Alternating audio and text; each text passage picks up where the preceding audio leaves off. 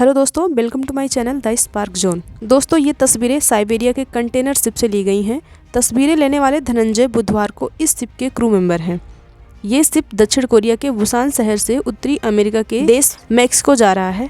जहाज से तस्वीरें उस समय ली गई हैं जब वह इंटरनेशनल डेट लाइन यानी आइडियल के सबसे करीब था। मैक्सिको जाने के लिए जहाज आइडियल को क्रॉस भी करेगा। जहाज के सफ़र के दौरान ये तस्वीरें उस इलाके से सबसे नज़दीक और सबसे नई कही जा सकती है जहां सबसे पहले 1 जनवरी की सुबह का सूरज उग रहा है। अब आपके मन में सवाल होगा कि यही क्यों उगता है धरती का पहला सूरज, 1 जनवरी को ही क्यों होता है नया साल। इस वीडियो में हम इसके बारे में बात करेंगे। सबसे पहला सवाल उठता है कि पृथ्वी पर दिन और रात कैसे होता है। मान लीजिए कि आप एक अंधेरे कमरे में कुर्सी डालकर जलते बल्ब के सामने बैठे हैं। बल्ब की रोशनी से आपके चेहरे पर उजाला होगा और पीठ पर अंधेरा। ठीक इसी तरह सूरज की रोशनी पृथ्वी के जिस हिस्से पर पड़ती है वहाँ उजाला यानी दिन और पीछे वाले हिस्से पर अंधेरा यानी रात होती है। अगर हमारी कुर्सी घूमने वाली है और हम बल्ब के सामने गोल गोल घूम रहे हैं तो बारी बारी से हमारे चेहरे और पीठ पर उजाला और अंधेरा होगा। ठीक इसी तरह पृथ्वी भी सूरज के सामने अपनी जगह पर पश्चिम से पूर्व की ओर घूमती है और 24 घंटे में अपने अक्ष पर एक चक्कर पूरा करती है। इसलिए पृथ्वी पर हमेशा कहीं न कहीं दिन और कहीं रात होते हैं। फॉर एग्जाम्पल, जब पृथ्वी पर भारत वाले हिस्से में दिन होगा उसी वक्त भारत के ठीक पीछे दक्षिण प्रशांत महासागर के पेरू में रात होगी। पृथ्वी लगातार अपने अक्ष पर घूम रही है, इसीलिए दिन रात की यह प्रक्रिया कंटिन्यू चलती रहती है। दूसरा सवाल आता है कि जब हर समय दिन रात होते हैं तो धरती पर सबसे पहले 1 जनवरी कब आएगी। हमने पिछले सवाल में समझा कि पृथ्वी पश्चिम से पूर्व की ओर घूमती है। वहीं पृथ्वी की तुलना में सूरज पूर्व से पश्चिम की तरफ जाता है, इसलिए पूर्व के देशों में दिन पहले उगता है। देशों की तारीख तय करने के लिए प्रशांत महासागर के बीचों बीच पृथ्वी पर एक खड़ी लाइन खींची गई है।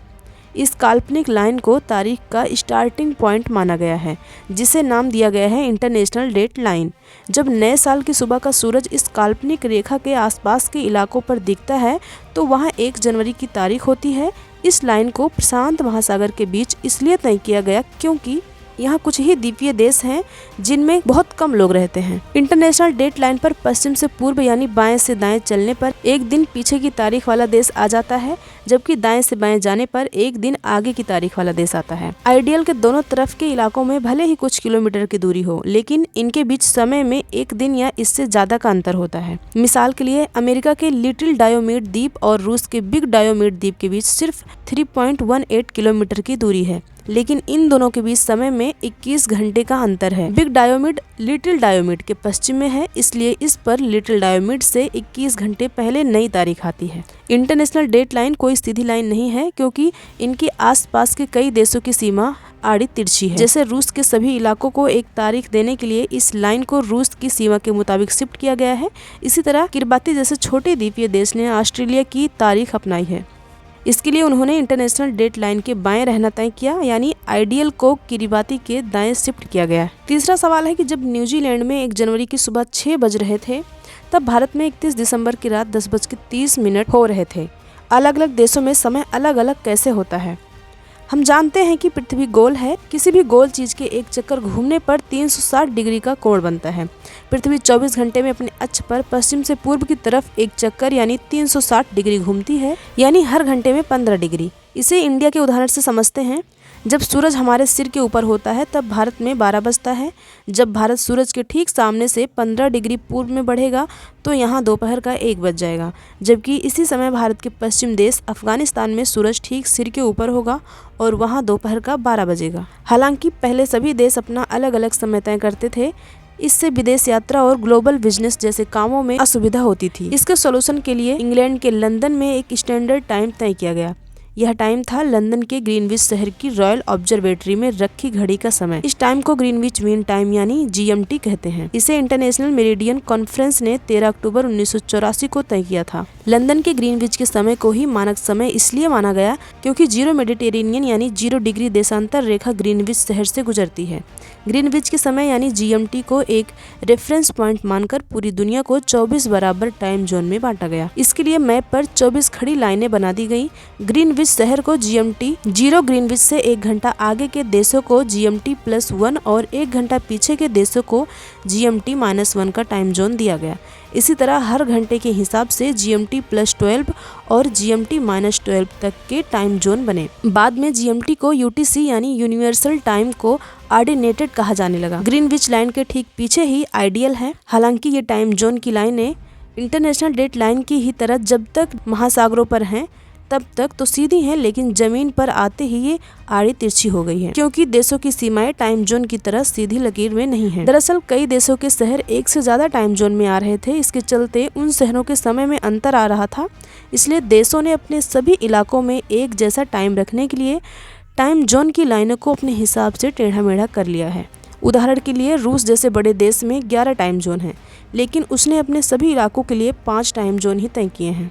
अगला सवाल आता है कि सबसे पहले नया साल किस देश में मनाया जाता है और इसके पीछे क्या कारण है। प्रशांत महासागर के बीच किरिबाती द्वीप समूह पर सबसे पहले 1 जनवरी की तारीख आती है और नया साल मनाया जाता है। इसकी वजह है इसका टाइम जोन, जो कि GMT+14 है। सवाल है कि टाइम जोन तो सिर्फ अधिकतम GMT+12 तक हो सकता है, फिर किरिबाती का टाइम जोन GMT+14 कैसे हुआ। दरअसल आइडियल के दोनों तरफ GMT+12 और GMT-12 टाइम जोन आते हैं। इन्हें UTC+12 या UTC-12 भी कह सकते हैं। इनके बीच 24 घंटे यानी पूरे एक दिन का अंतर है। 1995 से पहले तक किरिबाती के गिलबर्ट आइलैंड आइडियल के पश्चिम में और फिनिक्स और लाइन आइलैंड्स आइडियल के पूर्व में थे, और लाइन आइलैंड पर UTC-10 का टाइम जोन था। इसका मतलब यह था कि गिलबर्ट और फिनिक्स में 23 घंटे का अंतर है। गिलबर्ट द्वीपों पर टाइम जोन UTC+12 था, वहीं फिनिक्स द्वीप पर UTC-11। तारीख और समय के अंतर को खत्म करने के लिए किरिबाती की सरकार ने अपने आइलैंड का समय बढ़ा दिया। फिनिक्स आइलैंड का टाइम जोन UTC-10 से UTC+13 और लाइन आइलैंड का समय UTC-10 से UTC+14 कर दिया। नए टाइम जोन के हिसाब से लाइन आइलैंड का समय 24 घंटे आगे हो गया और इसकी तारीख में 1 दिन की बढ़ोतरी हो गई। इसलिए सबसे पहले 1 जनवरी यानी नया साल किरिबाती में मनाया जाता है। हालांकि किरिबाती एक स्वतंत्र गणराज्य है, लेकिन ये सिर्फ 811 वर्ग किलोमीटर वाला एक छोटा द्वीपों का देश है। वहीं दक्षिणी प्रशांत महासागर का द्वीपीय देश न्यूजीलैंड 2.68 लाख वर्ग किलोमीटर है। किरिबाती के बाद दूसरे नंबर पर सबसे पहले नया साल न्यूजीलैंड में ही मनाया जाता है। किरिबाती से सिर्फ 15 मिनट बाद न्यूजीलैंड के चैथम आइलैंड पर 1 जनवरी की तारीख लग जाती है। इसका टाइम जोन UTC+13:45 है। हालांकि न्यूजीलैंड का टाइम जोन UTC से 13 घंटे 45 मिनट आगे होने के पीछे एक वजह है डेलाइट सेविंग टाइम। आसान शब्दों में समझिए तो न्यूजीलैंड में अभी बसंत के दिन है। इस दौरान यहाँ की घड़ियाँ 1 घंटा आगे बढ़ा दी जाती हैं, ताकि यहाँ का दिन 1 घंटे देर से शुरू हो और लोग दिन की रोशनी में काम करें। इसे आप 9 से 5 के ऑफिस जाने के शेड्यूल की जगह 10 से 6 का ऑफिस शेड्यूल कह सकते हैं। 5वां सवाल आता है कि नया साल 1 जनवरी को ही क्यों मनाया जाता है। 1582 में इटली के पोप ग्रेगरी 13 ने रोम के लिए एक कैलेंडर शुरू किया था। इसे आज ग्रिगोरियन कैलेंडर कहते हैं। आज लगभग पूरी दुनिया में ग्रिगोरियन कैलेंडर की शुरुआत के पहले दिन यानी 1 जनवरी को नया साल मनाया जाता है। हालांकि ग्रिगोरियन कैलेंडर से पहले मेसोपोटामिया की सभ्यता में 21 मार्च के बाद नया साल मनाते थे। वहीं ग्रीक सभ्यता में 20 दिसंबर को और इजिप्ट के लोग 20 जुलाई को नया साल मनाते थे। ग्रिगोरियन कैलेंडर की शुरुआत 614 से 673 ईसा पूर्व के रोमन साम्राज्य के दौरान हुई। इस दौरान रोमन में मार्च से शुरू होकर दिसंबर में खत्म होने वाला 10 महीने का कैलेंडर चलता था। दूसरे रोमन शासक न्यूमा पेम्पलियस इससे सहमत नहीं थे। वह अमावस्या जैसी चंद्रमा की 12 स्थितियों के हिसाब से 12 महीने का कैलेंडर चाहते थे। इसलिए उन्होंने रोमन कैलेंडर में जनवरियस और फेब्रुअरियस नाम के 2 महीने और जोड़ दिए। हालांकि अभी भी कैलेंडर में कुछ कमियां थी, इसलिए रोमन साम्राज्य में आधिकारिक रूप से ये 12 महीने का कैलेंडर लागू नहीं हुआ। 45 ईसा पूर्व में रोमन योद्धा जूलियस सीजर सत्ता में आया। उसने एक नया कैलेंडर शुरू किया। इसे जूलियन कैलेंडर कहा गया। इसमें 12 महीने 365 दिन थे और हर चौथा साल लीप ईयर था। जूलियस सीजर ने रोमन देवता जेनस के नाम पर 1 जनवरी को साल की शुरुआत तय की। रोमन कैलेंडर के विस्तार के साथ जूलियस कैलेंडर दुनिया के दूसरे हिस्सों में भी अपनाया जाने लगा। हालांकि अभी भी कई दूसरे साम्राज्यों में अलग अलग धार्मिक मान्यताओं के हिसाब से नया साल अलग अलग तारीखों पर मनाया जा रहा था। फिर आया 1582 का साल। इटली के कैथोलिक चर्चों के बड़े पादरी पोप ग्रेगरी 13 ने जूलियन कैलेंडर की कुछ और कमियां दूर की। क्रिसमस 25 दिसंबर को तय किया और 1 जनवरी को नया साल की शुरुआत। इसके बाद से दुनिया के लगभग सभी देशों में ग्रिगोरियन कैलेंडर अपना लिया गया और 1 जनवरी को नया साल मनाया जाने लगा। हालांकि अभी भी कई देश ग्रिगोरियन कैलेंडर का न्यू ईयर नहीं मानते हैं। इजराइल अपना नया साल यानी रोश हसनाह यहूदी महीने तिसरेई के दौरान मनाता है। यह महीना सितंबर और अक्टूबर के दौरान आता है। इसी तरह ईरान में 20 मार्च के आसपास नौरोज नाम से नया साल मनाया जाता है। वहीं भारत में भी विक्रमी संवत कैलेंडर के अनुसार चैत महीने के शुक्ल पक्ष की प्रतिपदा से हिंदू नववर्ष शुरू होता है।